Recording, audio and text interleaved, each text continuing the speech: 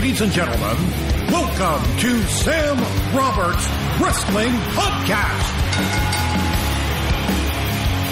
Introducing your host from New York, here is Sam Roberts. Welcome again. This is it. This is the Sam Roberts Wrestling Podcast, and I'm Sam Roberts. You can trust me in my opinions because the show is named after me, and I will never lead you astray. It is a wrestling podcast that is done by people who still enjoy wrestling, for people who still enjoy wrestling. And sure, every now and then maybe we get a little cranky, but I feel like there is still reason to celebrate when it comes to watching wrestling. Pro wrestling is one of those things where it's like, if you watch it and it makes you upset, you shouldn't be anywhere near it. It's fun. You know what I mean? And if you're not having fun watching wrestling, I don't know what you're doing. But we got a lot of fun today, and a lot of fun on this wrestling podcast. Katie Linendahl scheduled to join me in just a little bit for the State of Wrestling. But I'm sure when you downloaded the show this week, you thought to yourself, Sam Roberts, I'm a loyal listener to the show. I got the Sam Roberts Wrestling Podcast t-shirt from ProWrestlingTees.com/Sam Roberts. I listen every week. I listen to every word. And if I recall, last week you said that you and Katie were driving up to Syracuse to talk to the Young Bucks. But when I went to download this podcast, Sam, Becky Lynch's name was on the title. Now, I don't have a problem. This is still you talking, by the way. I don't have a problem with Becky Lynch, but what happened to the Bucks? Well, I'll tell you, anonymous listener, here's what happened. We're going to get the Young Bucks on the show at some point, but Nick Jackson's wife had a kid. So what are you going to do? He's got to go and be with his wife while she gives birth to their son. That's, again, is the wrestling podcast a huge, huge deal? Yeah.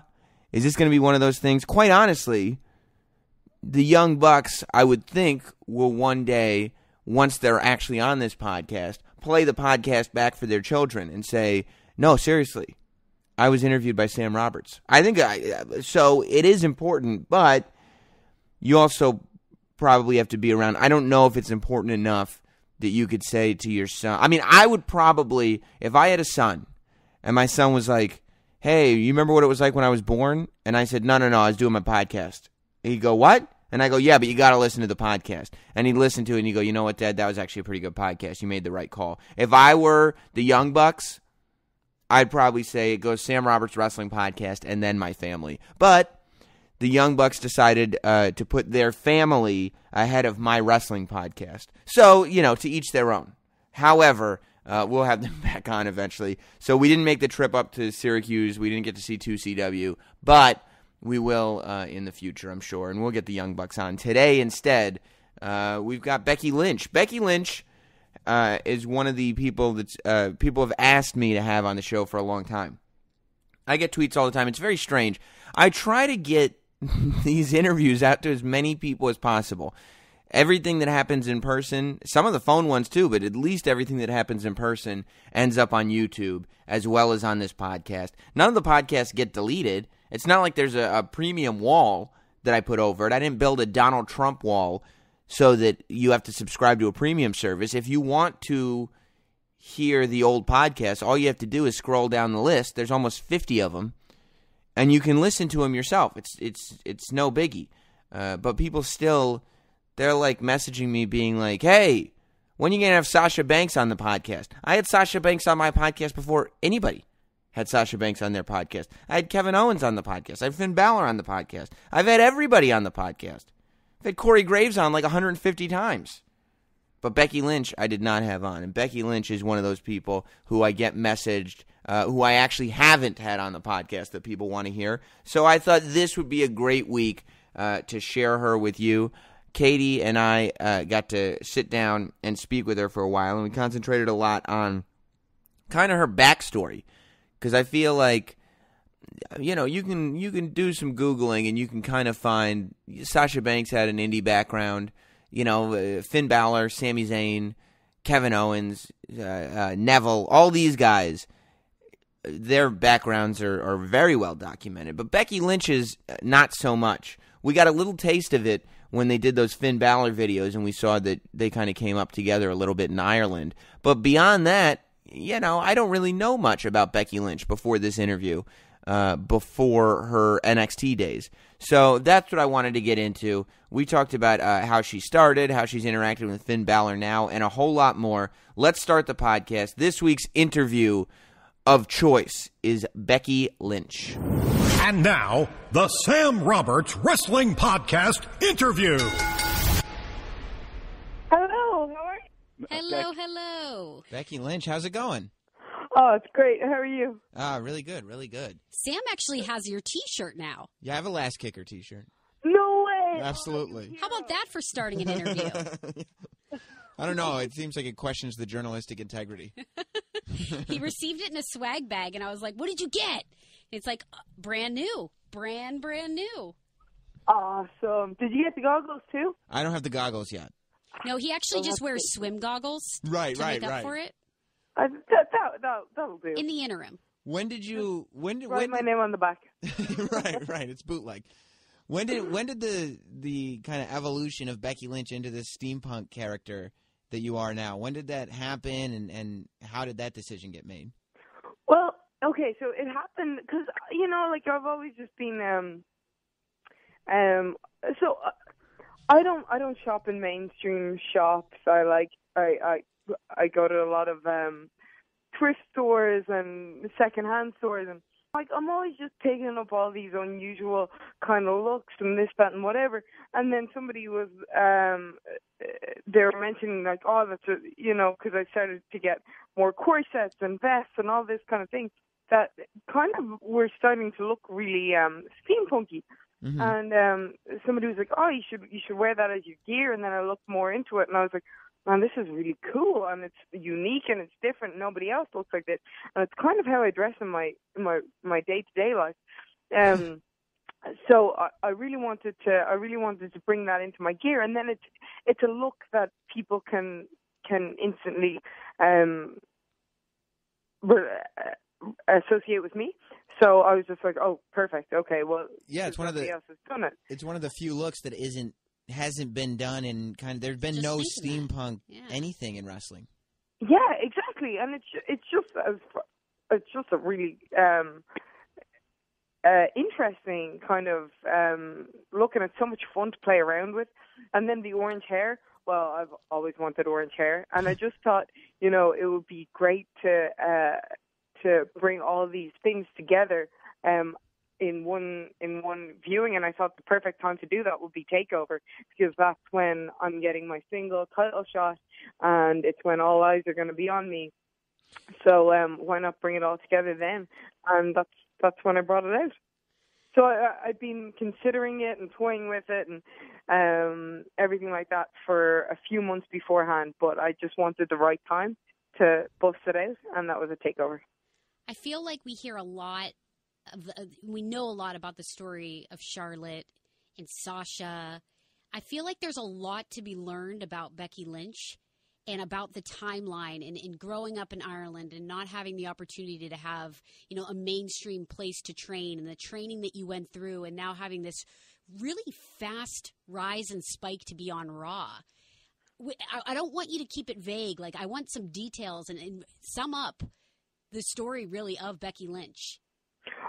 Of how I came about to getting here? Yeah, how did you go from being in Ireland to being on NXT?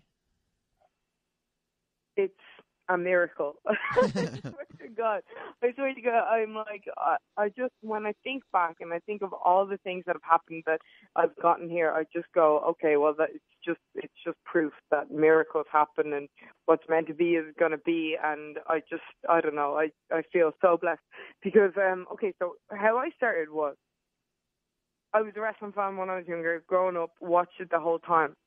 Was never even a consideration in my mind that I'd be a wrestler. Because you didn't hear of anybody doing that in Ireland, I wanted to be an actor when I was a kid, then I was going to be a lawyer because I was good at arguing. So it was always whatever it was just getting up in front of people. It was always I had to be in front of people, which is kind of weird because I think as a kid I was quite shy. But I really, there was that, and I was always like, yeah. So I was always a tomboy as well, but I never even considered being a wrestler. Like, it wasn't a consideration. But I'd watch it, and I fell out of it maybe from when I was 8 to 10, and then started watching it again, and just was completely obsessed with it. And my brother at the time, we were 15. I was 15. He was 19. He was going to go over to England to train, which I thought was like insane. I was like, "Oh, you're going to go over to England to train to be a wrestler? Really?" And he was like, "Yeah, well, like, I really want to do it, and it's not that I feel like I'm going to do this as my career. I just want to try it out." And I was like, "Oh, that's cool." But I thought, okay, well, I won't be allowed to go over because I'm 15 or whatever. Right. And with that, we found out that they were opening a place in Ireland, which was going to be opened by Fergal Devitt, Finn Balor. So when I found out it was being opened in Ireland, I was like, well, I want to go down, because at the time I was failing PE. I failed PE. My PE teacher brought my mother in. My mother was in tears because I was such a bad student. I was, like I said, I was shy. I was too embarrassed to run. Like, you failed phys ed. Yeah. Becky Lynch failed gym class. Yes, I actually failed PE class. That's fantastic. Yeah, I mean, I thought the only way to do that is just not show up. Yeah. No, well, I'd stand there with a hockey stick in my hand and then just not do anything. And so I went down to this place, right? And at the time, it was just after Tough Enough. So this was 2002, and I expected, this warehouse with like a ring in it, maybe a sign over the door. And I walked into this little school hall at St. Andrews, it was, in Bray, County Wicklow, which is an hour outside of Dublin. And I walk in, and there are 6 blue mats on the floor, a bunch of skinny, and I expected like a bunch of big muscly men. There's a bunch of skinny teenagers, all guys, and Fergal Devitt, who always looks great. But so that was my introduction to wrestling, and we would take all the bumps and everything. We learned everything on just these 6 blue mats, and we did that for 3 months until we got a ring, and then eventually we got a ring, and it was the coolest thing in the world. I'll never forget. And sometimes I still get that feeling, the feeling of being in a ring, because I don't know, when I'd see it on TV, it was never something that I thought that I'd be in, you know what I mean? And then I never get over that feeling of being in a ring. But I was, oh my gosh. So I was every time you get athlete's foot, it just all comes back to you. Sorry? Just kidding. Nothing. It wasn't important. Oh. I'm sorry. But yeah, so I was terrible, obviously, because, I was the kid that failed PE. But I loved wrestling, and I just instantly was hooked, and I was like, okay, well, I want to do this. Even though still I never wanted to do it as my career, because it just seemed unfathomable. And all the girls on Raw and everything were just beautiful, and I was the fat kid that failed PE. But I kept training, and I actually did go over to England and did a summer camp there when I was 15. And again, I was the only girl, and we'd sleep on the mats, and we'd sleep in the ring, and we'd stay up till 3 a.m, and then get up at 8, and then train for 8-9 hours a day, and there was no air conditioning and whatever. But it was the best summer ever. Oh, it was unbelievable. And that's kind of. But still, like, just with wrestling, it just put me on the straight and narrow. Like, I became a better student. Everything just became better because of it. So then, what got you to the Performance Center? So around 17, I was in college. I was studying history, philosophy, and politics, because I was still going to be a lawyer. And I dropped out of college, and I moved off to Canada and was wrestling around Canada, was wrestling around Japan. I had a contract with one of the largest advertising agencies in Japan. We would wrestle around Europe, everything, blah, blah, blah, blah. Around 19, I got lost, got mixed up, didn't know what I wanted to do. Was this what I was going to do, everything like that. And I ended up giving up wrestling. I just got into I think it just happens to some people where they get lost and they get confused and they don't know what they want out of life. And I was 19 and I had this pressure. I was supposed to be this awesome wrestler, you know, going to Japan, and I guess it just all got too much for me. I was thinking, you know, like, oh, but, you know, shouldn't I get a real job? Shouldn't I settle down? Shouldn't I, you know? And it's funny because I've kept diaries my entire life. I've got everything. And I found one recently from when I was 19. And I had written in it, you know, it's time. I've been living in a dream world.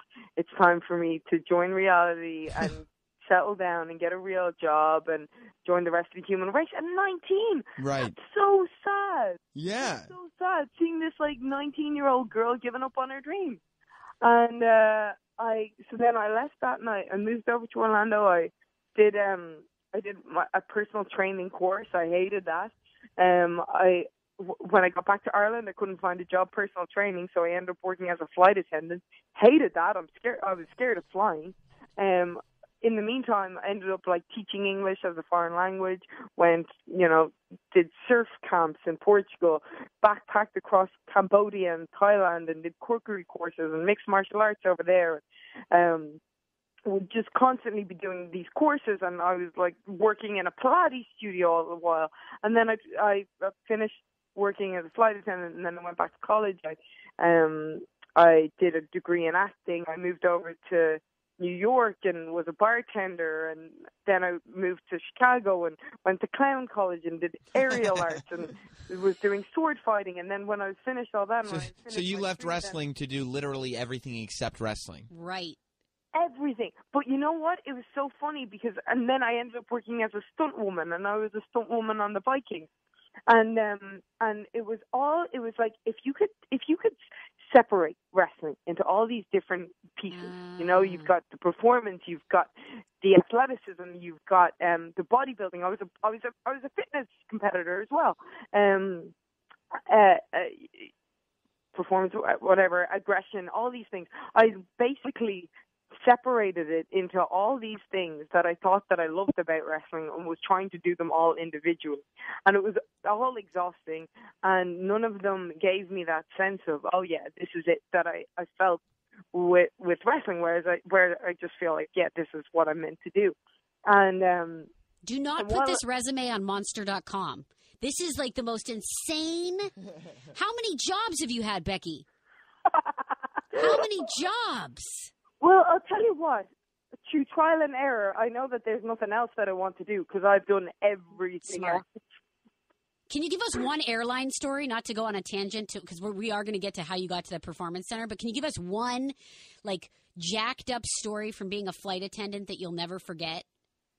I guess the scariest thing that ever happened to me was when I was flying to New York, and all of first class like went up in smoke because somebody was sitting there with their iPod. And you know the way they've got those reclinable chairs? Yeah. And this was back in Nano days, which isn't too long ago, but it seems like who has a Nano anymore?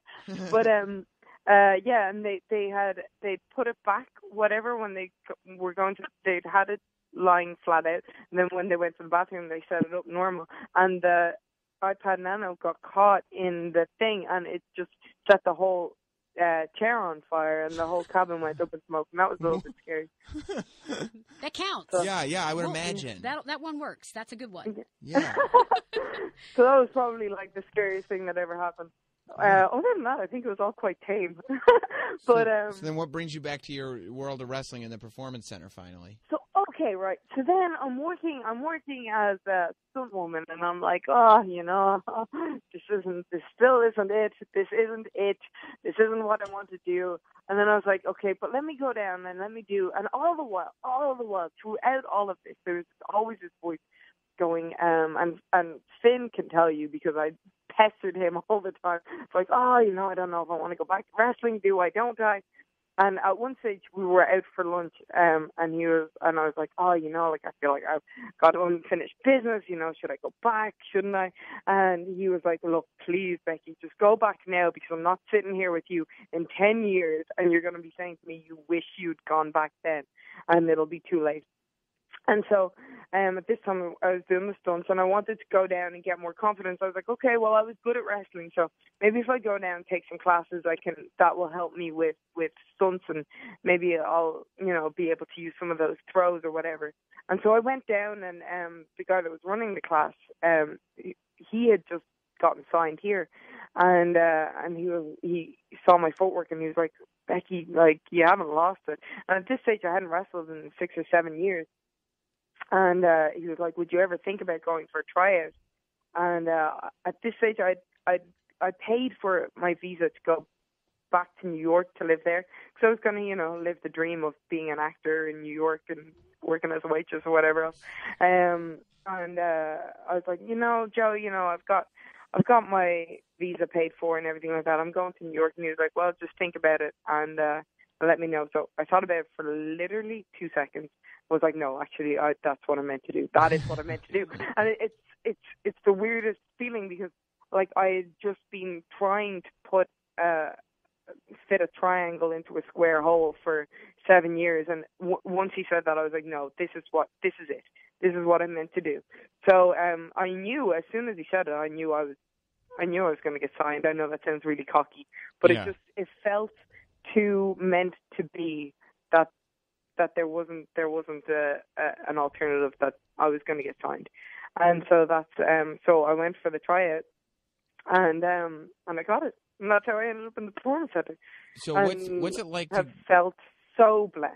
What's it like to go into the performance center? Because we talked to Charlotte, who had no experience, and there's kind of such a mixture of people that end up on NXT and in the performance center. What's it like to go in there with a foundation like you had, internationally? Well, to be honest with you, when I went in, I felt like I was like, I don't want people to think that I know anything, because I don't. Everything that I felt like I knew before, I felt like was wrong, and I hadn't done it for 7 years, and I just wanted to be a completely fresh canvas, and to the point where I was probably quite detrimental, because because I did have experience and I did know a little bit here and there, but I also just wanted to go in knowing that the coaches knew exactly what they wanted out of people, and like that WWE is a different style to what you might be used to, and I was ready to just be open and excited, and I'd known Sarah from the independents and knew how good she was, and the fact that she was going to be the coach was brilliant. And so that was how I felt. But walking in and seeing the performance center, it was basically like, not that it's the most unbelievable facility, and to go in and see that, and coming from when I went into that little school hall in Bray where there was just 6 mats on the floor, it was just like, okay, this is it. You know what I mean? Sometimes to reminisce, do you just build forts and sleep on the mats in the performance center to, just take it in? Yeah. How long did it take you from the time you started in the performance center to the time you were on NXT and on television and we met Becky Lynch? It was 10 months, I think, before I went on to NXT, and then it was exactly 2 years and 2 days till I debuted on Raw.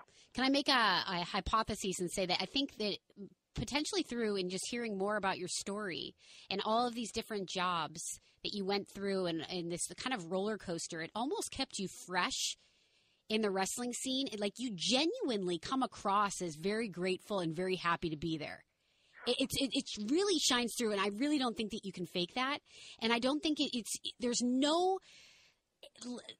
not even a tiny bit of being burnt out or just had it, which I think, is a frustration that a lot of people go through in a lot of different sports. Correct me if I'm wrong. You're not even slightly wrong, because and I think what is I'll just, like, I look around. I'm sitting in my apartment now, which I love, and I'm just like, oh my God, this is paid for by wrestling, and like I'll buy food and I'll be like, this is paid for, like everything. The fact the fact that anything that I do, anything that I buy is paid for by wrestling is just, it's unbelievable to me. It's the fact that because I gave it up and I felt like a loss, like a death for 7 years, and now it's just knowing that loss. I feel like I just appreciate everything so much because I know what it's like not to have it and to be without it, that having it and then making a living out of it, doing something that you loved where it's not work. I used to pay to do this and travel and live on protein shakes, and now I'm in the biggest company in the world, and it's just, I literally feel like the luckiest person in the world. I think I am the luckiest person in the world because I threw it all away. I'm the freaking prodigal son. And let me tell you something. Even in first class, the food sucks. So you're in good hands. You get that wrestling to pay for everything, and you keep living it, living the dream over there. What's it like now to share a locker room with the person who trained you in the beginning? Ferg or Finn. Oh, Finn? Yeah. Well, obviously we're in separate locker rooms, but yeah, it's physically amazing because, like, I personally I consider him to be the best wrestler in the world, and but I still like he's also one of my dearest friends as well. So it's just awesome to have him around, and just to have another person to bounce off. And I'm so happy for him, and being the NXT champ, and where he's going to go is just to the moon and back, and just being able to be in such close proximity to see everything that he's about to do and everything that he's already done, because the Bullet Club was all his invention, and that's so cool. So what he's going to do here is just going to be, it's going to be phenomenal. So I'm just really happy I get to be around and see it all, as opposed to being back in Ireland doing God knows what other job I'd be over there. Maybe I'd be a freaking, I don't know. And how? I wonder what other job I do. But whatever you haven't done, I guess. See him on TV. Yeah. How big of a difference is, or how important is it to now be working with someone like Sarah as a female? Like, do you think that it's important for you and the other NXT women to work with a female trainer specifically? I mean, especially when as skilled as Sarah, but in terms of specifically gender, getting to work with a female trainer as opposed to a male trainer? I think it's a tough question because Sarah is just wonderful for just a wrestler, regardless of her gender. You know what I mean? Mm-hmm. So I think it's brilliant that we have a female perspective, and I think it's wonderful that because you can learn so much from either. The fact that she's just great and helpful and supportive, and that she wants this for girls, and she wants us to be seen as great in our own right, regardless of our gender, which I think really helps. And I think maybe that female empowerment, that adds to it. But she's just great for being a good wrestler, regardless of her gender. Does that make any sense? Yeah, that as important as it is for her to have a female perspective, it almost becomes regardless, because whatever her gender is, she's just good. Yeah, she's just going to be good, So, and I guess that's more important, isn't it? Really yeah, to just have somebody who's good as opposed to a male or a female. Yeah, but exactly, but then as well, just that, just where she wants the female division to go is a wonderful role model, and I think just having another girl that, like, our bodies are built differently, and she understands that and everything like that. So it's all, it's awesome. It really is good. I feel like all the stars aligned perfectly. Did you expect to be called up with the Divas Revolution when Charlotte and Sasha were called up? Did you expect to be called up with them? I really didn't. I had no idea that it was going to happen. It was kind of shocking because they've been there a year longer than me, and I love NXT as well, So I guess I didn't really expect it, so it was a really nice surprise. Yeah. And I just, I couldn't be happier, because I feel like what we're about to do is going to be, it's groundbreaking, it's history making, but everything that's going on in NXT is the exact same thing. Like that show that they're about to have in Brooklyn, with nearly 10,000, 12,000 people, that's going to be insane too. Amazing. Just making history all over the place. Yeah. Great time to be in wrestling. Excellent. Well, Becky, thanks so much. Oh, thank you. Here is Sam Roberts. Awesome. Great interview with Becky Lynch. She was a great subject. She's one of those people who I could just talk to for hours because she really enjoys telling her story. And those are the best subjects. Those are the best people to interview, is people who really enjoy sitting down and talking about their journey and kind of not being afraid to analyze everything that's going on and not being kind of above it all. She's still very much celebrating everything that's happening to her. So I really, really like talking to Becky Lynch. Hopefully we'll get her in person one of these days and be able to sit down and really dig deep. You know what I mean? I want to thank everybody for listening last week, and I'd love for you to tweet me at NotSam, because I'd love your opinions on what you thought of the podcast without an interview. So last week we didn't have an interview. It was just Katie and I doing State of Wrestling for pretty much the whole show, talking about Night of Champions and the fallout and all that. So let me know what you thought about last week's show at NotSam, and if maybe, skipping an interview every couple weeks isn't such a bad thing. We got a lot of great interviews lined up over the next few weeks, so it's not really necessarily an option. Hopefully, we'll get a chance. DDP is on tour with the resurrection of Jake the Snake Roberts. It's coming to a town near you. I know this week, as of this recording, this weekend, if you listen to the podcast on time, it's going to be in Yonkers and then in New York City. Yonkers on Friday, New York City Saturday and Sunday. So I'm really looking forward to seeing this thing in person. It's the documentary about basically, one of wrestling's great tragic stories, Jake the Snake Roberts, coming back through the help of DDP and his No Excuses house and DDP Yoga and all that. I'm really, really looking forward to seeing it. I haven't seen it yet. I'm looking forward to seeing Scott Hall's participation in this, because Scott Hall is one of those guys who has actually kind of became famous through the E60 piece, where they showed his life falling apart. Now, I've hung out with Scott Hall, no bragging intended, since that E60 piece aired, and he's doing so much better. I mean, it was great to see him. This was his Hall of Fame weekend, actually, so it was like a year and a half ago, I guess. But it was great to talk to him, not on record, just, hang out with him for a little while, because we were talking about wrestling, and he was completely kind of with it. He wasn't damaged. He wasn't all strung out. He was himself again, as far as I know. I never knew him when he was strung out. So it was great to see that, and I'm looking forward to seeing the role that he plays in the resurrection of Jake the Snake Roberts documentary. Again, you should check the website, Google Resurrection of Jake the Snake Roberts, and find out if it's coming to a town near you. I think it's going to be on video on demand eventually as well. So that's going to be very, very exciting. And hopefully we here at the podcast will have something to do with all that and be a part of all the magic, because I'm looking forward to it. Now, let's get into it. It's time for the State of Wrestling. Plenty to talk about today. I'm going to try to do it. I feel like there's been maybe a little too much complaining. Last week was a big complainer.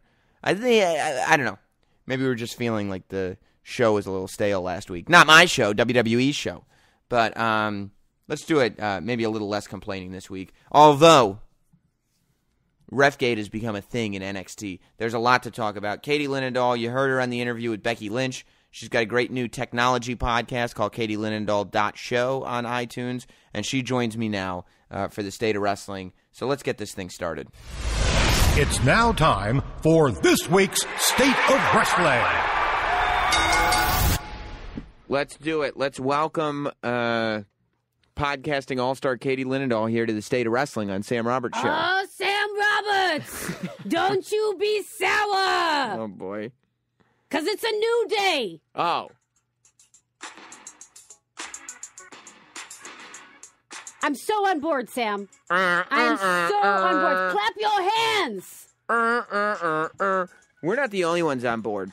You want to hear the biggest New Day information of the week? Absolutely. There's a little tease on the New Day's Twitter account. You know what WWE is actually going to be releasing? The album. No. The New Day album that I've been asking for like 2 months. No. Here's what you want to know what they're going to be releasing? Don't you dare be sour! Booty! The Red Bull's kicking in, Sam. I've only had a sip. I'll give you a hint. Wait, let me guess. I get 3 guesses. Okay. I guess the albums, that's one. I mean, it's 2015. The Biggie singlet? No. Can I give you a hint? Yes, give me a hint. New Day. Socks? Yes. Oh, my gosh! Yes. They're really putting out New Day socks. It's brilliant. I think people online have been waiting for it for a long time. You know whose idea that probably was? Whose? Xavier Woods, because that man's smart. I don't know. I read it the first time I heard that they should put out. If the New Day put out a trombone, look at you doing to me. I'm thinking it's a trumpet. I think it is a trumpet. I would buy that too. Slap a logo on it. The first place that I heard about New Day socks was on the Squared Circle Reddit subforum. Does that mean it's real? No, I mean it means that I credit those people with the idea.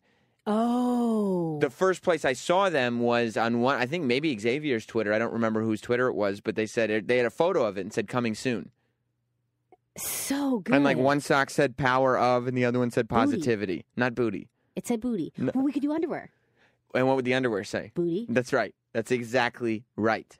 So, and did you see there's a video of Xavier Woods? I think they were in Australia, maybe not Australia. I don't know. They were somewhere, and some fan had a sign that said something about trumpets. And Xavier Woods said, "This is not a trumpet. This is a trombone. The music program here is terrible." I wasn't ready.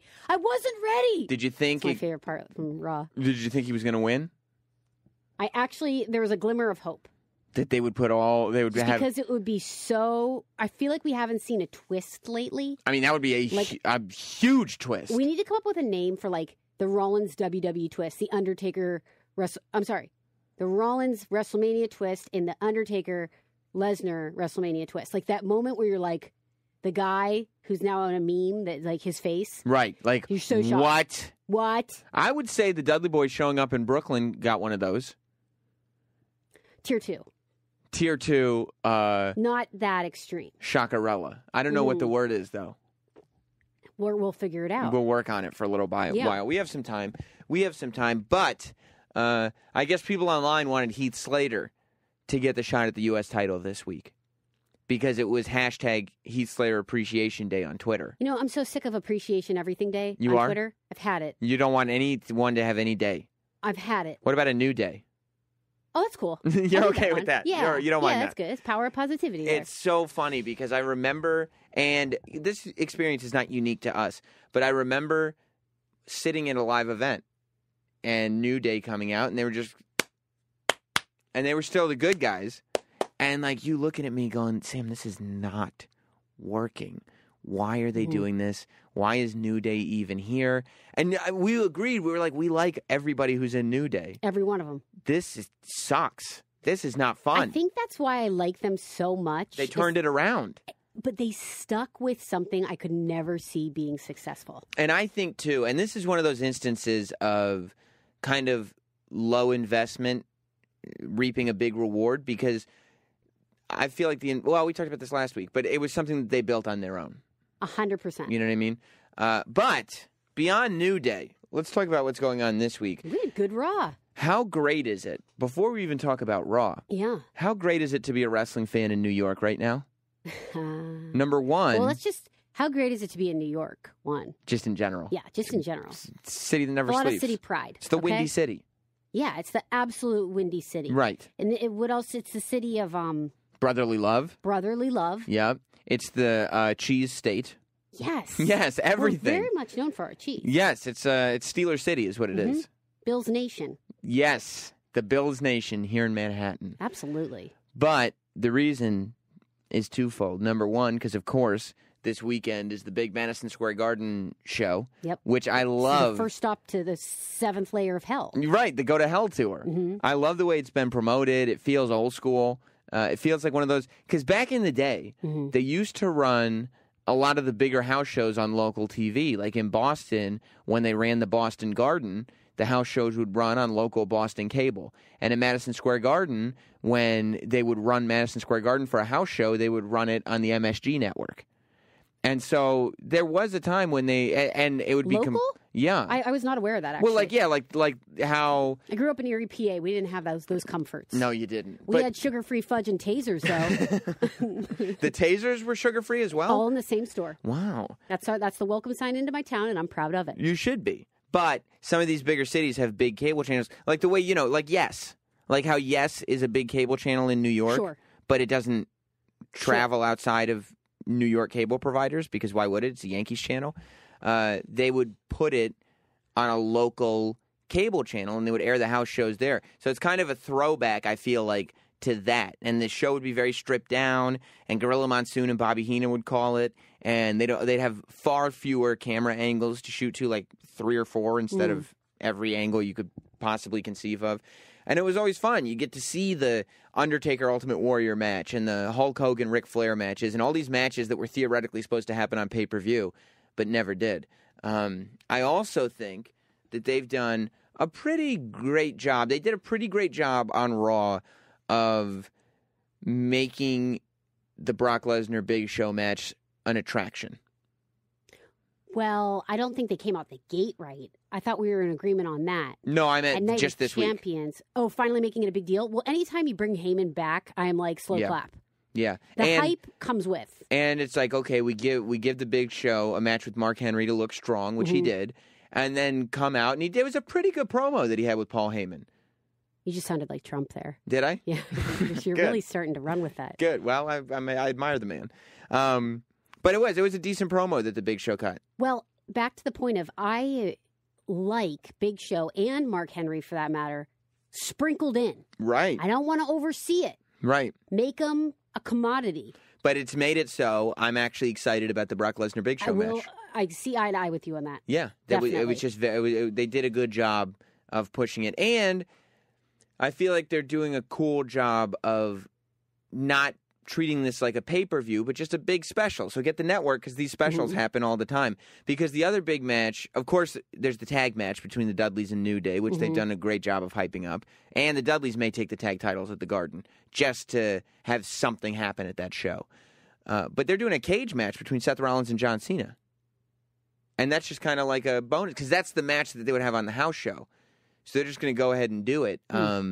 Which I think is interesting. The other thing that's interesting, though, and what makes this truly not a pay-per-view but a televised house show, is that half the roster won't be on the show. Because when they do house shows, they travel with 2 separate rosters because they double up on the shows. So if you're watching a show in Boston, odds are there's a show somewhere else in the country happening at the same time. So you get the red team or the blue team. You know, at the Garden show, it's got great matches. It's got, obviously Brock Lesnar versus Big Show. It's got John Cena and Seth Rollins. It's got the tag title match, but Roman Reigns won't be there. Bray Wyatt won't be there. Dean Ambrose won't be there. All those guys are working in another town, which is kind of interesting. I don't know how the logistics is figured out for that. I can't even imagine. It's 2 separate teams. It's 2 travel teams. It's like as a guy, they're broken up into teams. Like what team you're on. So it's not like 1 week you're on this team, 1 week you're on that team, 1 week. It's like, okay, it started, so like I call it the red team and the blue team because back in the day it was SmackDown and Raw. Right. And SmackDown and Raw used to run separate house shows. There was a time, and it only lasted for a few months, when they were running Raw, SmackDown, and ECW house shows separately. And it was a separate roster for each thing. I mean, the ECW house shows were a little smaller, but that's like Kurt Angle's last match in WWE was at an ECW house show. We discussed that. WWE ECW. So the red team, blue team thing, it was that you'd go to your town and either SmackDown would be in town doing a house show or Raw would be in town doing a house show. It's incredible to me, though, because if you watch, like, when they start promoting shows months out, they're teasing said superstar. Like what?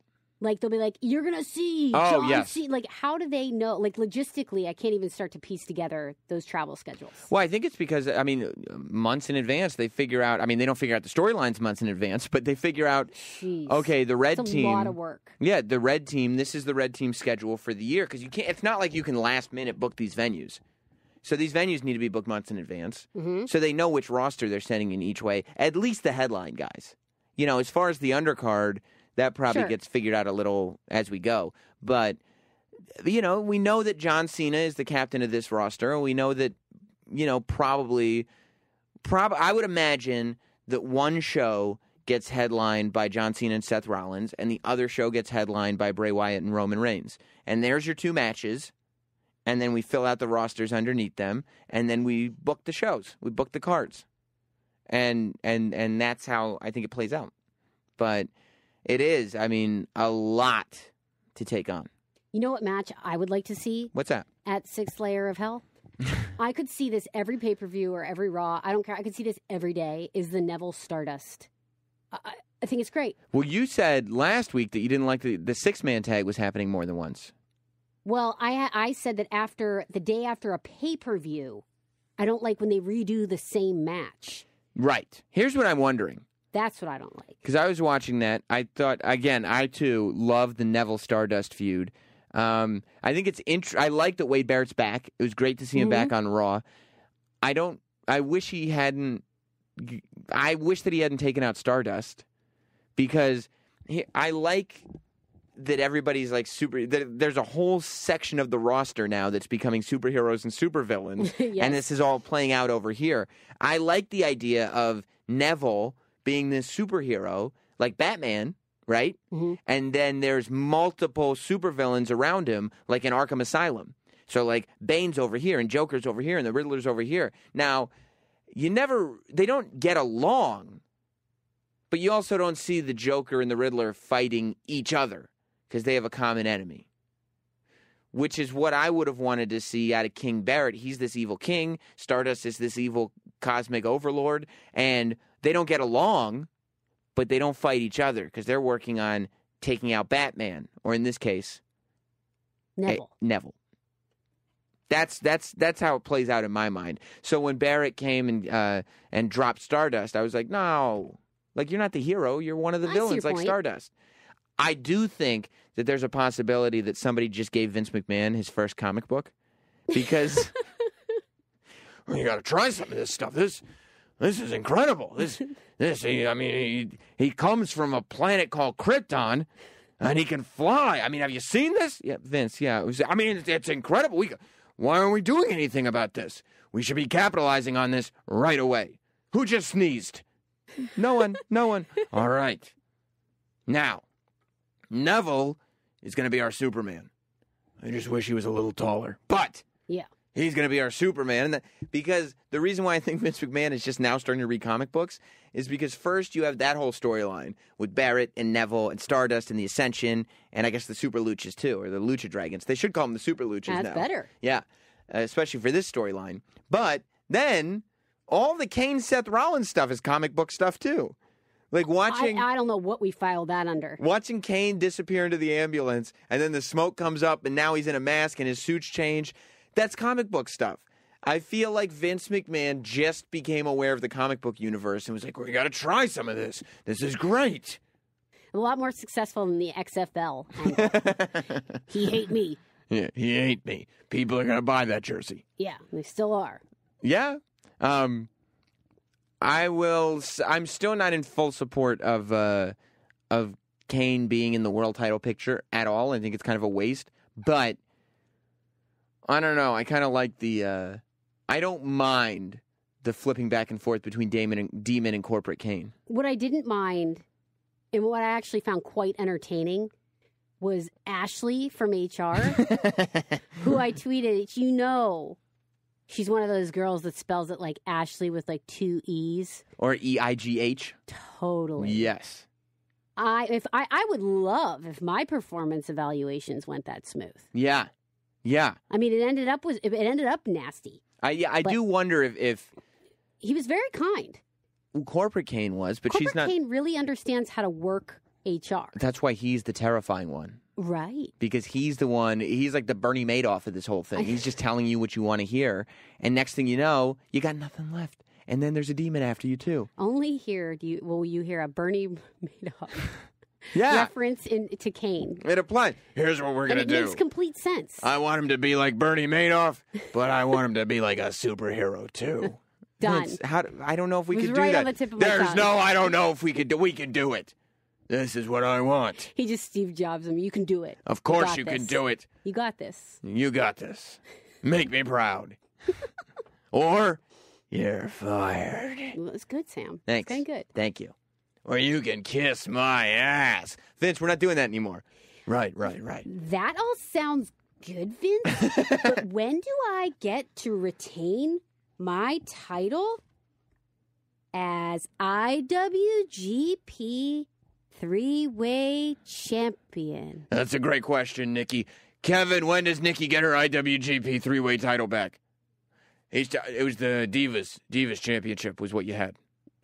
Nope, it was the Intercontinental Cruiserweight Championship. Kevin, I think it was the Intercontinental Cruiser... Are you sure? You better be sure. He's saying it was the Divas Championship, Nikki. Look. Okay. To be continued. That's the private sit-downs between Vince McMahon and Nikki Bella. Pay to watch that. Pay to watch that. But... Yeah, here's the problem. I just can't figure out, though. Can we close the loop on the Kane thing? Yeah, that's what I wanted to get back to. I don't know how I'm supposed to portray the whole scenario. To who? It's so far out there? Well, no, because we're wrestling fans. A lot of this stuff's very far out there. But it's like it's a hybrid of like 2004 meets too much not realistic. I guess. I mean, it's better than somebody dressed as Kane committing necrophilia, which we've seen on television before. But what's that? Having sex with a corpse, you probably shouldn't have asked. See, Sam? Yeah, well, I talked about what I was saying, watching on TV, that's all. I didn't need new verbiage in that. Corpse is a dead person. Having sex with a dead person. Well, how do you even know what that word means? How do I even know? Weirdo. I've done a lot of reading. Mm-hmm. Reading. Yeah, you're damn right he's done some reading. I thought it was nice that he brought back the head of the statue. Yeah. You know. I liked that Seth Rollins, I felt like he was absolutely going back to the movie 7. He's like, what's in the box, Kane? What's in the box? Well, I think he's doing a fantastic job. And then it was a severed head, just like in the movie 7. There you go. I think Seth Rollins, and this is why I'm a little confused about the storyline, as in terms of how I feel about it. Because I don't think Kane's doing a bad job pulling off the two-character thing, and I think it's fun and it's a little cartoony. But I'm at the point, everybody knows Sasha Banks is my favorite wrestler. Oh my gosh, did you see somebody made you a shirt that says Sasha Banks is my favorite wrestler? And you know what it is? I don't know if you know this because you didn't watch WCW. It's a twofold, because that's the old Eddie Guerrero t-shirt. And oh, you're kidding me. Sasha loves Eddie Guerrero. Because that was the old WCW t-shirt that said Eddie Guerrero is my favorite wrestler. That same person also made a "Come on, Nikki" t-shirt. But I feel like Seth Rollins in this moment is probably the most valuable asset on the entire roster. I don't think there is anybody on that roster that can do...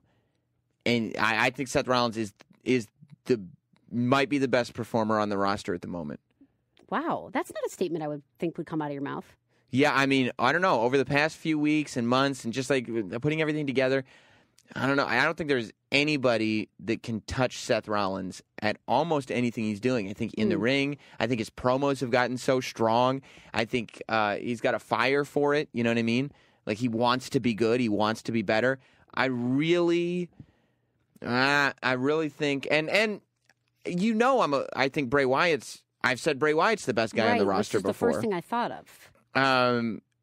And he had a great match on Raw, but something happens when you don't get used to your fullest capability. And right now, Seth Rollins is getting used better than Bray Wyatt is, and he's getting to flex more muscles. It ebbs and flows. Yeah, but Seth Rollins is getting to use more creative muscles and literal muscles than Bray Wyatt is.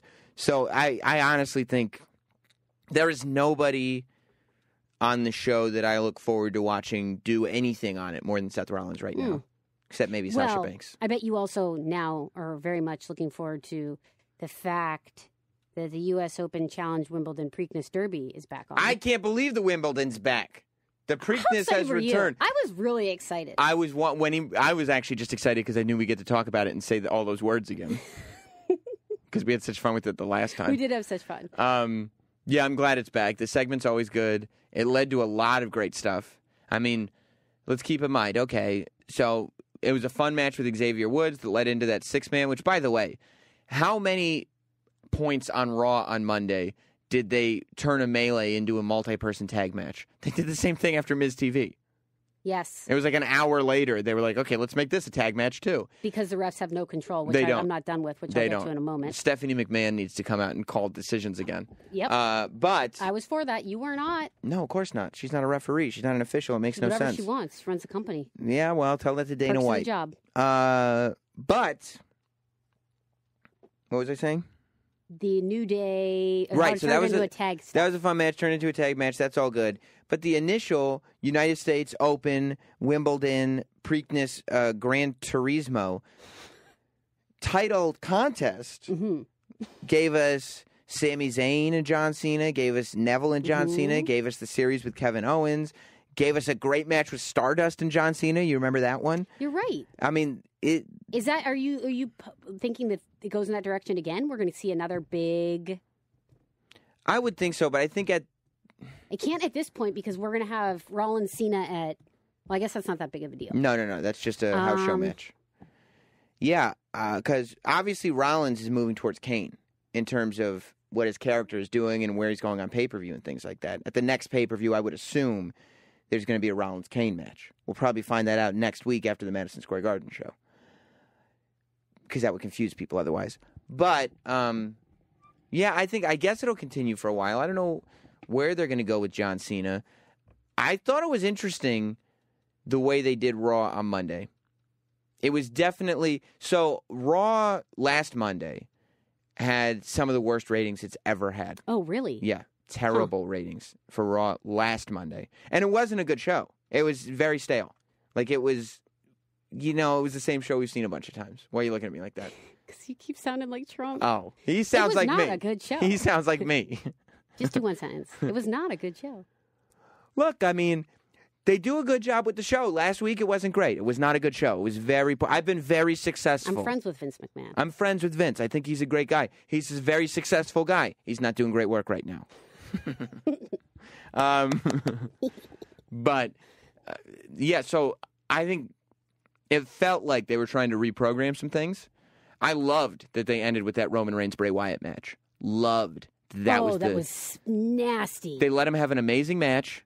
They let it close the show. That's what I'm talking about. Good. When I talk about... I always get a little weirded out, though, when it doesn't have a conclusion. Right. Bodies everywhere. I like bodies everywhere. And the spear out of nowhere through the table was great. Sick. Great. But that is what I'm talking about. It didn't exactly have a bow at the end of it, like usual. Bow. And there wasn't... Hair bow. It wasn't even a cliffhanger at the end of it, like usual. Except these two guys just tore each other apart. But it reminded me almost like when Undertaker, when you and I were like geeking out because it was just Lesnar and him were just going at it like a street fight. Right. It's like that total chaos. Right. Yeah, that was great. But not when it was Lesnar and Roman Reigns playing tug of war over the title before WrestleMania. Right. Not a great end. No. Not a great end. But I said "but" too many times on this podcast already. However, what is that Pee Wee line? Was everybody has such a big butt. However, that's what I'm talking about when I talk about using the young guys to the maximum potential. End the show with those guys and show what you've got. Like this is your main event. Not Big Show and Brock Lesnar, not John Cena. Agree. Not Randy Orton even, although Randy Orton's the man. Not Randy Orton, not Undertaker, not any of these, not Jericho, not whoever, not Stone Cold. This is your main event. This is the best you have to offer. Roman Reigns and Bray Wyatt. And let's find out between Roman Reigns, Bray Wyatt, Dean Ambrose, Seth Rollins, these are the people who should be fighting over who the champion is. And then right under them, you've got Kevin Owens and Ryback and Miz and Neville and Stardust. You have a solid roster and a deep bench and an army of guys ready to come up over at NXT.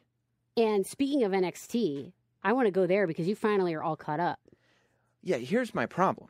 Yeah, I got some problems too. I was watching NXT, and I first of all, I enjoy that Refgate has come to fruition on NXT to the point where they're actually acknowledging it. They haven't used the term Refgate, but there's no doubt in my mind that they listened to the podcast, they realized what was going on, and they said, you know what, we got to point out that Refgate's happening. So much, in fact, do I get 10 seconds here? You do. Because I thought this was so well spoken by Brandon Pabone, who's a fan of our podcast. Brandon Pabone? Yeah, he likes the Sam Roberts Wrestling Show. He says, seriously, he's got one job. This is dangerously close to going from a scandal to an epidemic. Refgate must be stopped. Yeah. And, last week on the show, maybe last week or 2 weeks back, right, that I was invited on, I felt like there was a string of shows in which I was very upset. Yes. And I was getting nervous that you wouldn't have me back on. Because you were just angry all the time. Well, the Refgate thing was really hurtful. And I felt like I was doing a lot of damage control, and it was making me very angry. So the last few shows, I've had a very mild temperament. I remain classy and on point. Except when you're making fun of Nikki Bella. Go on. Well, that's because the people want it, and I do feel bad about that, for the record. But then I was like, these last few weeks in NXT, I've been pushed to my limits. And it's the straw that broke the goat's back. Yeah. Because that's the expression. The problems over on NXT are included but not limited to ref issues. And I don't want to. I'm very tired, Sam. I'm working a lot, an extra lot. And it's like too much. Very busy it's season. Too much. I'm not getting a lot of sleep, and I have a lot of fires to put out with all these issues. I worry about you. I can't get, at 1 and 2 in the morning, direct messages from the Texas show that was happening in NXT. Right. There's Refgate happening there. No. Even when it's not aired. No. I'm getting messages. No. Yeah. Finn Balor didn't kick out on 3 against Prince Pretty, and I had to hear it from the people in Texas. So you're telling me... Hold on, I'm not... Yes, hold on. I'm on a tirade, and I'm getting hot. Tyler Breeze should be the champion right now. This is... They've sent me photos. Then... I know at NXT, I know in this high-tech performance center, right? It's multi-million-dollar facility. Yeah. They have classes. It's almost like school. Well, maybe the NXT classes, instead of some basic thugonomics, they could have some basic math. Mm-hmm. Because, Finn, you got to learn how to kick out on 3. And then basic shapes, colors. Because you brought up to my attention Eva Marie. Well, yeah. This wasn't a Refgate problem. Basic stuff here, people. Eva Marie, she came out with a red coat on and her red hair, and her boots said red everything. All red everything. Unfortunately, her boots and all of her attire was blue. Why would you wear blue if it's all red everything is your whole deal? You already have somebody on the roster whose name is Blue Pants. Why would you wear blue pants if you have a whole other color that you're working with? What point in your closet do you all red everything? Like, I'm totally going to go with these blue pants. Right. If anything, you should throw out your blue pants. Right. Number 1, because they're not all red. And number 2, because there's already one of your opponents whose name is literally Blue Pants. It makes no sense. No sense. Do you see my point here? I think maybe over at NXT, we should have some pinpoint focuses on some very fundamental classes. Right. But, I think I got really upset when these issues, I expect that from Eva Marie. You do. And I expect the disappointment from refs. You do. But I expect a lot more from the NXT champion. You talking about Finn Balor? I think this is Demon Gate. Demon Gate? Yeah, because I've just had it, Sam. I'm tired of all of these issues. What's wrong with him? He's just in the tag thing. Let me give you the bow that was requested earlier in the show. Dallas? He did get... That was pretty cool with the Buffalo Bills, but that's a sidebar. I do believe... How many ref miscounts and issues are we going to have over on NXT? And how many in the favor of Eva Marie and now Finn Balor? I've had it. Okay, well, I mean, Finn Balor, just one thing happened at a house show. Doesn't matter. You didn't even see it. I got proof. Exhibit A. Do you have something to share with us, amazing Larry? Do you have something you want to share with the rest of us? It's so funny, I forgot to laugh. A pen! By the way, Yeah. I'm done. Good. But Yeah. we are going to have a Refgate contest again this week. We are? We're going to have a Refgate Demon Gate contest. With Demon Katie? Yeah, and you win Legos or your T-shirt of choice on WWE Shop because Maybe people don't want Legos because they're grown adults. So what do you think of what kind of contest? well, you're always good at we mind meld. I guess so, but I don't know what you're talking about with Demon Gate. Well, I'm frustrated I know you are. and I'm tired of having. Honestly, when that ref did not count to 3 Right. on Eva Marie, now it's twice. Well, technically, her foot was on the rope. It wasn't over the rope, but it did touch the rope. Technically. It's pretty bad. It's pretty bad. And I hate that, the little pretty model girl that can't wrestle gets, little extra... she's the guy that cheats off the gate in class. Well, she knows. She knows all the tricks. She's got to know the tricks. No, it's not cool. You don't like that. No, I like hard work. You do. Hard work pays off. Hard work and commitment. Right. So, the hashtag should be... Well, we're going to... Maybe we could do something, and I'm just riffing here, because we didn't really discuss how this contest was going to go down in our pre-production meeting. Because This is the meeting. This is the pre-production meeting, as you know. Yes. Maybe, people that can count better than Finn Balor, and you have to... Because we haven't blown up somebody's Twitter account lately. And when it happens, it's kind of awesome because it's very unexpected. Okay. And we just flood it. Yes. So I think it's time to flood someone's account. So here's the thing. And again, you win. What's a good prize? Anything you want on WWE Shop? I mean, and with a limit on it. People are going to start getting $250? greedy. $250? Yeah, and you can return it if you want the money. We don't know your struggles. You can. That's fine. I was thinking $30. Oh my gosh. Okay, $200. What? Well, you don't want to give them something cheap. It's expensive on there. I'm going to start tweeting. And this is coming out of the Wrestling Podcast budget. What? Just kidding. I didn't even get you car service to get here. 200. Come on. What's the? Good Lord, that's a lot of money. Get it out. Did you put all that money in the collection basket? The contest is... I what? mean, I guess people can count better than Finn Balor. People that can count better than Finn Balor. Yeah. And you got to @mention him. You got to @mention both of us. Uh-huh. You got to hashtag Refgate. Hashtag Refgate. Yeah. And there you go. There's your contest. We got it. Got it. Linendahl, have you covered all you need to cover? I feel like I got it. You know when you just need to get it out of your system? I do. Oh, I do. This was 1 hour of don't send me an invoice for therapy or something. Right. It felt good. Right. As I said at the top of the show, we will find a moment to get some time with the Young Bucks and get them on the show at some point. But congratulations to the Young Bucks. Exactly. Congratulations to the family. I said that, quite frankly, even if it were my own kid, I would do the podcast. But, people, some reason, cool. They want to put their family over the podcast. Stupid. Fine. Yeah, whatever. But we'll get him, and we have a lot of great guests lined up. So there's going to be a lot going on here on the podcast. Oh. Mm-hmm. What? And somebody exciting is coming on my podcast. Well, I would recommend, and Katie's got this amazing podcast. It's called KatieLinendahl.show. It's on iTunes. She's done 2 episodes. It comes out every Tuesday. And I do it with her because she needs some dummy on there to bring her down to earth a little bit because she's too much of a genius.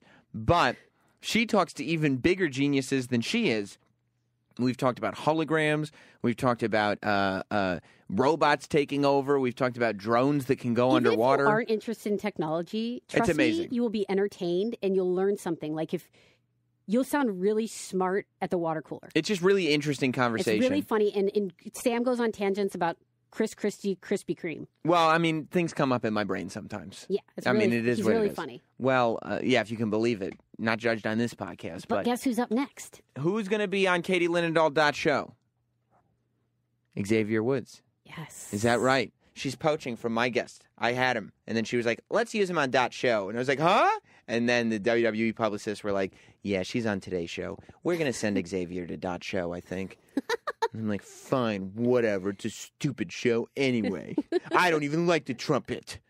It's a trombone. Oh, that's why he's doing that. And we're going to talk about the trombone because that's a skill set. Well, we'll talk about that and about his video game channel and everything. That's going to come out next Tuesday on katielinendahl.show. If you haven't checked it out by now, check it out. She's a visionary and a genius and an extraordinary journalist. So thank you, Sam. Something for everybody to check out. You can follow Katie Linendahl on Twitter, and we will see you next week here on Sam Roberts Wrestling Podcast. Cheers.